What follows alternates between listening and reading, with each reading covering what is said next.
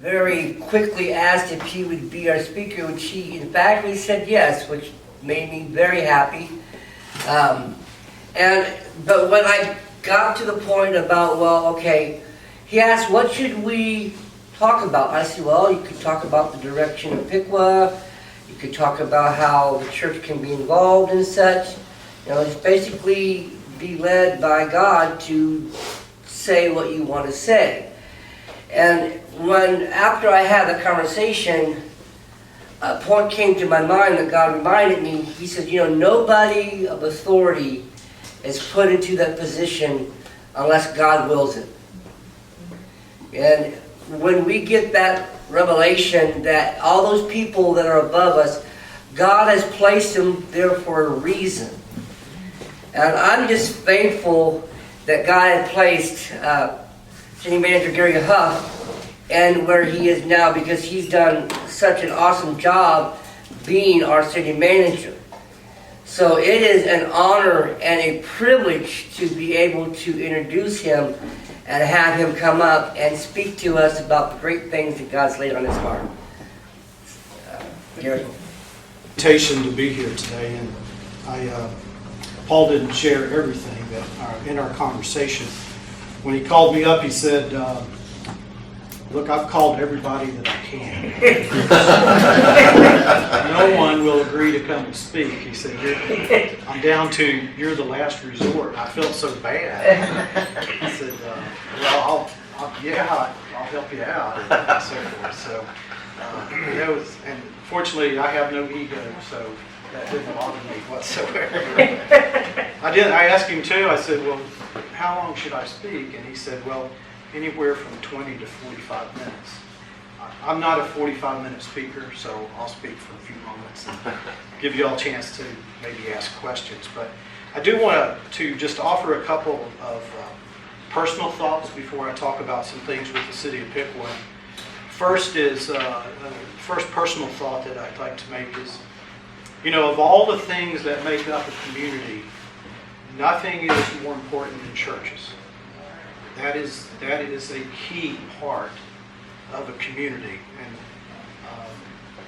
you know, this is where in our churches is where we learn about God's morals and virtues and values, and I don't know how we make it in life if we don't have those in place. And I think probably if you look at some of the things that are happening across the world and nation, you'll see the results when you don't have those things in place in your life. So I think that's a key part of the community, is having churches. And that's of utmost importance. The second is deals with the thing pertaining to separation of church and state. And you know, the separation of church and state is not in the Constitution. It was actually came from a letter written by Thomas Jefferson. And in that meaning, it was really about that government must maintain an attitude of neutrality about religion. So in other words, you know, government should not be telling people where to go to church or to not go to church or anything like that.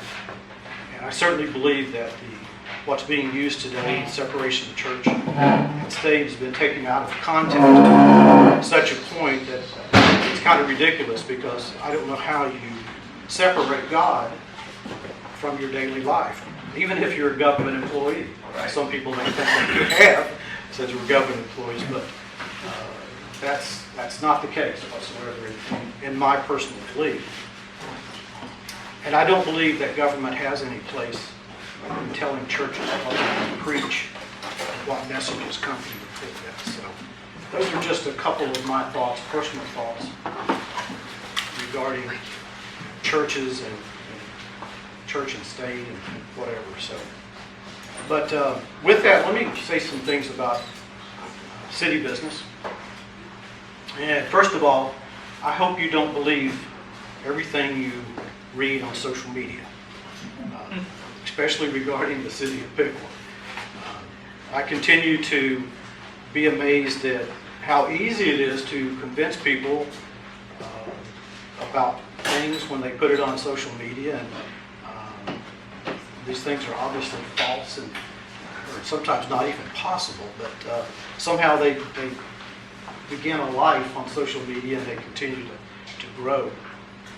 And one of the things that has been brought up lately in social media is what deep financial trouble the city of Piqua is in, because we're taking money from the funds to pay back the loans for the building of our 2 treatment plants and spending it on Lot 9 Park. Now, nothing's further from the truth, I can assure you. So I hope nobody believes that. Because the current work, and we were just talking about, Dick and I were just talking about some of the work going on in Lot 9 Park, and it's actually utility work.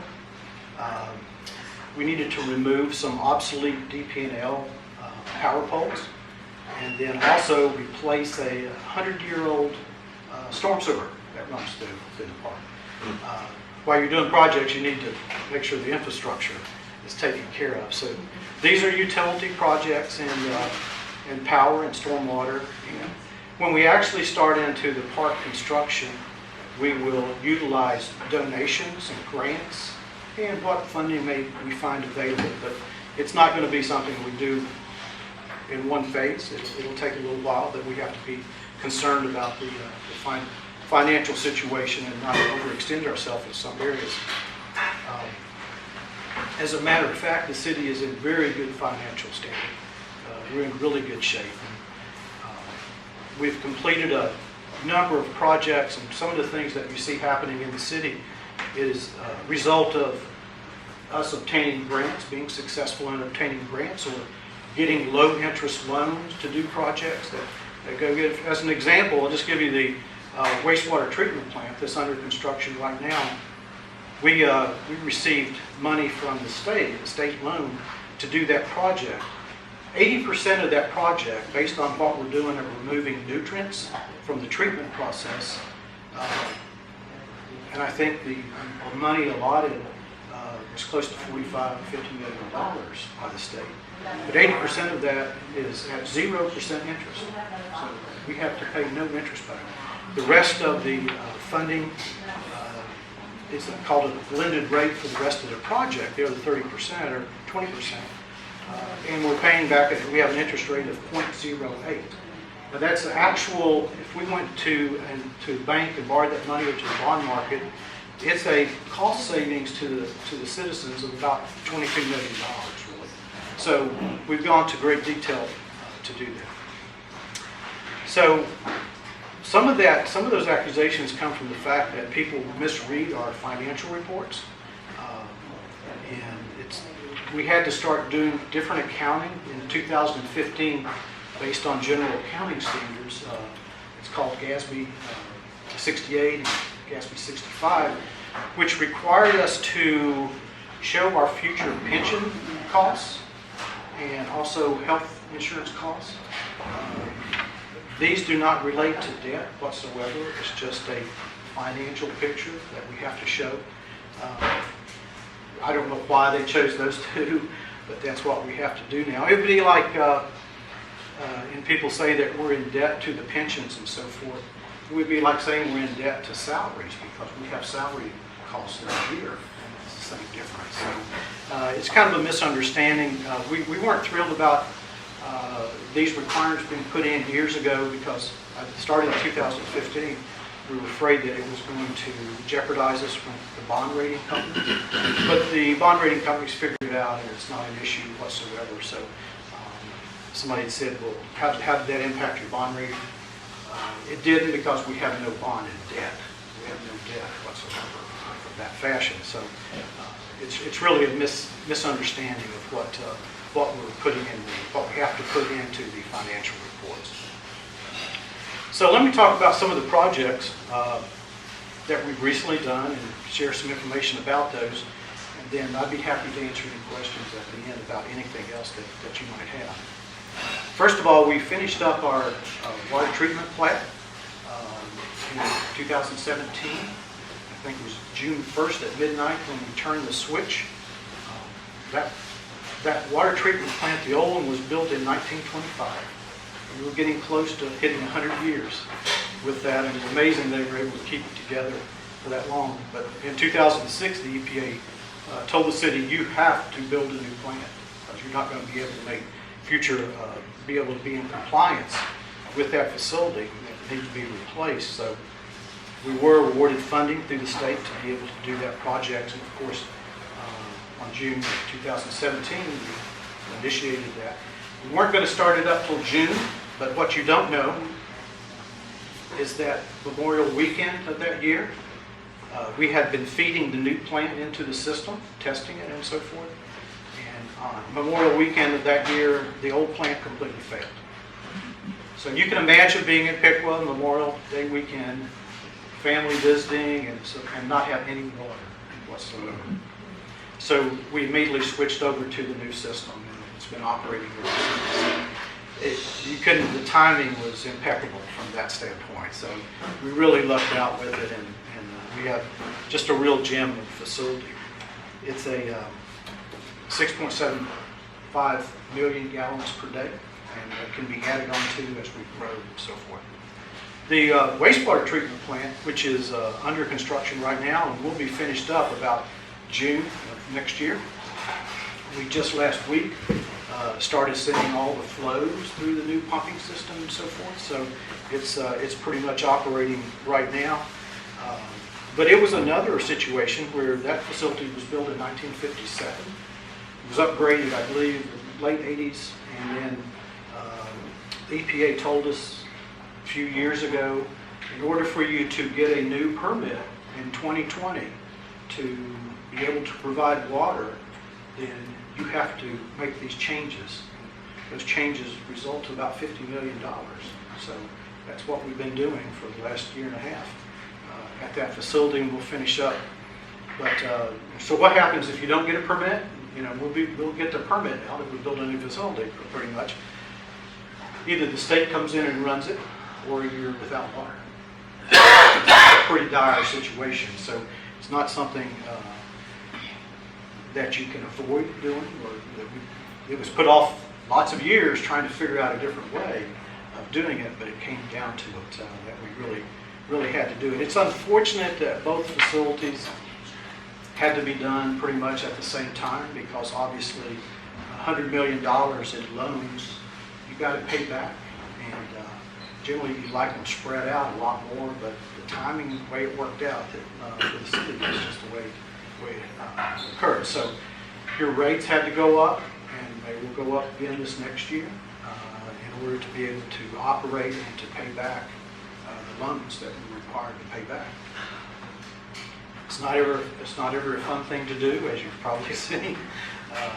It's tough to do, but it's a necessity that we're faced with. The solar fields, which you've seen built lately, those are actually private projects that have been paid for completely by private sector, a company called NextEra, and we work with them to make those projects possible. The land that the one is on which is about 5 acres over on Staunton Street, we own the land, and we lease the land to the company. They completely constructed it, the solar field. And then the one on Manier and McKinley, that is completely privately owned by the company. It's almost 86 acres of solar panels, and generates about 12 megawatts of power. We get from the city, we benefit from the fact that we get about 48% of the power that's generated from those. We don't get it all, as some people might expect, because we're part of a grid and a conglomerate that owns the facilities on a bigger scale. And so that's how that works. We also own parts of 4 hydros, clean coal, natural gas, wind. So we have about 25% of all our energy purchases come from renewable energy at this time. So those have been good projects for us, and will help keep costs down in the future, so that we don't have those increased prices. We've spent a lot of time working on stormwater. We were in pretty bad shape with we have thousands of catch basins that catch the rainwater on the streets and so forth, and a lot of them were in terrible shape. We have replaced hundreds, literally hundreds, we're doing probably 150 this year. So we're catching up, and I don't think you see as much flooding on the streets as you used to. But whenever we do these projects, we find other things that we need to fix. Down at Lot 9 Park, for instance, we're replacing the storm sewer there, and we find all kind of other things that we don't know is there, old lines and connections. And so we have to also at the time make those type of corrections. We also did a big stormwater project that we received from a grant, and these catch basins were a lot of those were grant money that we were able to receive. The Shawnee, year before last, we did a major project. They had some tremendous flooding over there, and we were able to do a pretty big project and take it directly out to the river. And I don't think we've had any problems with flooding over there whatsoever. Our next target for stormwater is along the Manger Avenue. There's major flooding problems through there, so we're working on actually putting in some catch basins hopefully in the future that will help eliminate all the flooding over there. One of the things, the East Ash Street Bridge and Trail Project, I know a lot of people when the trail went in on the bridge and so forth, were upset that we spent money on it. We actually didn't spend any money on it. We convinced ODOT to do it all while they were doing the bridge, so that project cost us nothing, so you might feel good about that after. And those are some of the major projects recently that we've done. As city manager, it's actually my job to manage for the future. It's not for really managing today or in the past, but that's why you see so much effort going into infrastructure, going into placemaking of the riverfront development. We have to look at doing those things in order to attract new business, in order to attract new residents, attract tourism. So we have to come at it at many different angles. And sometimes I know people wonder, what in the world are they doing? But there's really a reason behind the things we're doing, and hopefully we can see some really good results. I think we're starting to see some, but I'm expecting a lot of new good results in the future. So, I guess the one big concern I have right now is all the negativism within the community, and I think that very much hurts the community. People don't realize that a lot of the site selectors for businesses and companies get on the community Facebook pages and so forth and look at what the community is saying, and if they see a lot of negative comments and so forth, they're likely not want to come there. So I'm hoping that we can get past that and be able to see some more positive comments about the community, and hopefully that will help us as we do our economic development activities and so forth. So it really does hurt everyone when that happens, and that's certainly not our intent. So just in a final comment, what I would just mention to you is, as your churches and so forth gather tomorrow, if you're looking for something to pray about, you can always pray for me, and keep me in your prayers, and keep the city in your prayers for good things to happen, things to work out for you well.